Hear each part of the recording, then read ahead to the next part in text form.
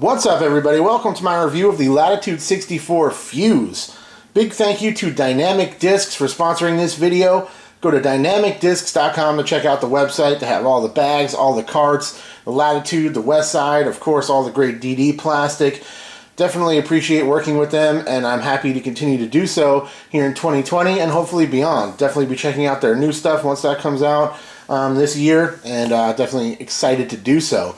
So, without further ado, let's get into the review of the Opto Fuse. This is a disc that kind of slipped under my radar for many years. It's been out for a long time, and I really should have tested this thing sooner because it's a phenomenal disc that I really like. But I've been hearing so much about it lately. It's funny how things kind of come and go with discs. Certain discs become popular again, and they kind of catch on, and certain players will use them and get the word out about them.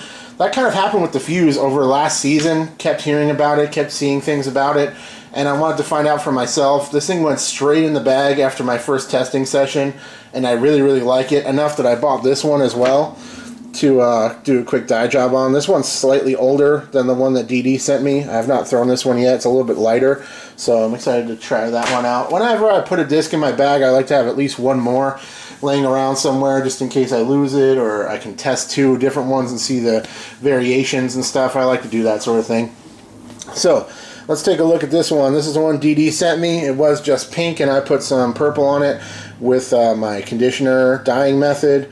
Not the best dye job I've ever done, but I'm not too mad at it. Fuse, interesting stamp here. Opto, here are your flight numbers, 5, 6, -1, and 0. I'd say those are pretty spot on.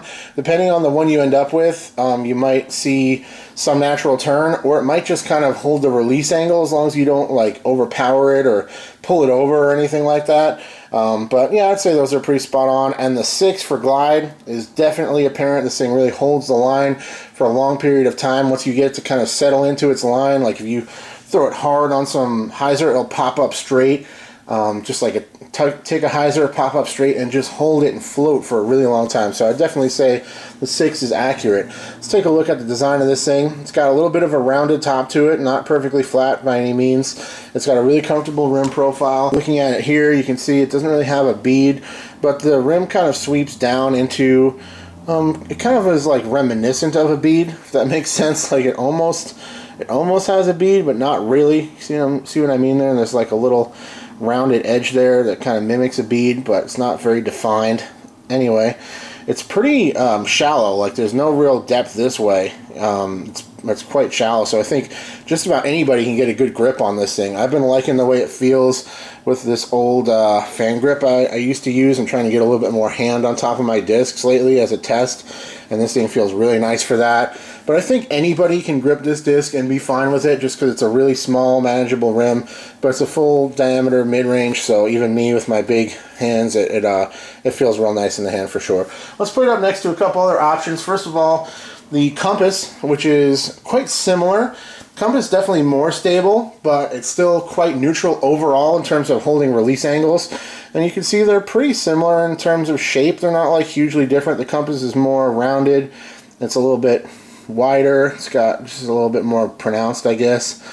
Also a really comfortable disc. Also extremely neutral for the most part, but I think the Fuse holds the turns and the flippier lines easier for sure. Also, my beloved Gobi. This is the one I've been throwing a lot lately, my kind of workhorse one. It's got a lot of wear on it. I'm trying to find a spot on the rim to show you where it's not too beat up. But you can see there that the Gobi is almost like, it's very similar, but it's like more smoothed out, more rounded. It's got a lower profile feel in the hand. It's definitely flatter. Like, see how flat that is across the top? Some of them have domes, some of them are flat, but you can see compared to that, definitely a flatter disc. Quicker through the air, more stable, and more fade for sure. The Fuse does not really have much in the way of fade. The Opto plastic, well documented here in my channel, probably my overall favorite plastic blend on the market. It's a premium plastic, it lasts forever, it's got a great grip right out of the box, and it'll still feel nice and kind of wear in, get grippier over time still, but it starts out feeling great. This one has a little bit of flexibility to it, feels wonderful in the hand. And yeah, if I had to pick one plastic type for all of my drivers and mid-ranges, I would definitely go with the Opto Lucid blend. It's just really, really, really solid stuff. Let's talk about the flight of this thing. Lots to cover. We got James helping us out once again. This thing is extremely neutral. It does have that understable tendency where if you throw it a little too flat, it might ride on you a little bit more than you want, depending on your power and your ability to control angles and that sort of thing. If you kind of off-axis torque it, you might have some issues with it flipping accidentally. But James was able to throw this thing with a lot of power behind it and get it to just fly really straight. It actually didn't turn very much for him naturally based on his kind of angle integrity. It just held those angles really, really nice. For me, I kind of get it to flip up and ride a little bit more. I think because I have a little bit more off-axis torque with my throw, it just puts a little bit more of a wobble on it or something that makes it kind of ride out a little bit, but I'm still able to throw this thing real smooth on a lot of different angles. I like to put it on a tick anhyzer and get it to pop up real straight. I can throw it flat and soft and get a straight flight out of it as well. It's not really flippy as much as it is like understable neutral, where the Compass is neutral, but it has a little bit more of a stable finish and a little bit more of a stable overall character. The Fuse has that neutral flight, but it's more on the understable side of things. So if you have a lot of power, you can throw it flat and let it work right naturally. For me, it holds turnovers super well, and that's why I put it in my bag. It definitely holds a turnover much easier than a Compass or a Gobi. The Compass holds it quite well if it's broken in. That's not too much of an overstable run. The Gobis will hold it, but I have to put them on a firm anhyzer, which is not necessarily my strong suit. So the Fuse works really well for me. Just putting it on that nice slight anti, it holds it and will take it all the way down to the ground, but it won't really turn and burn on me either. So the Fuse is just a phenomenal disc. We've seen some of the top players on Team DD. Chris Clemens using this disc really effectively and throwing it super far. Tomas Ekstrom has said, and I confirm this, I reached out to Robert to make sure I was right about this. Tomas Ekstrom has said this is his favorite disc he's ever designed. He thinks it's the best disc he's designed, and he still has one of the original ones, first out of the machine, in his bag. Is how much he loves the Fuse. So really great disc that I've been sleeping on for quite a while. I'm happy to check it out. Let me know if you guys are digging the review on an older mold that's been out for a long time.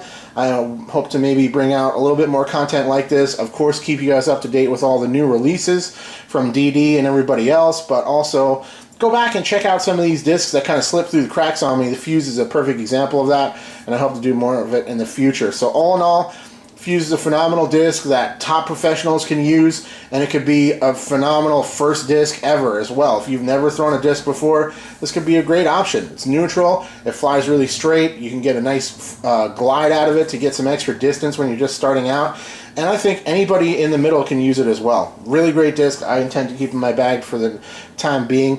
Thank you so much for watching. Thanks once again to Dynamic Discs for sponsoring this video. I'll check y'all very soon. All right, cheers.